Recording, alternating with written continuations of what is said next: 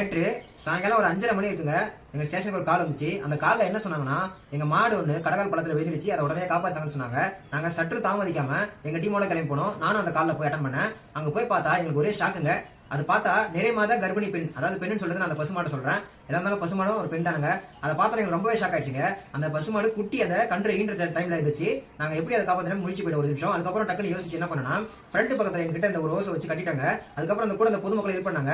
கொஞ்சம் லைட்டா ஃபர்ஸ்ட் அசைச்சிட்டு அந்த பின் பக்கமா அந்த கால் வந்து லைட்டா கேப் வந்துச்சுங்க. அதுக்கப்புறமா அந்த கால்லயே 2 ஓசை போட்டுட்டாங்க. ஓசை போட்ட உடனே 2 சைட்லயும் பிடிச்சி, அதாவது மேலோட்டமா 2 கும்பல எடுத்தாங்க.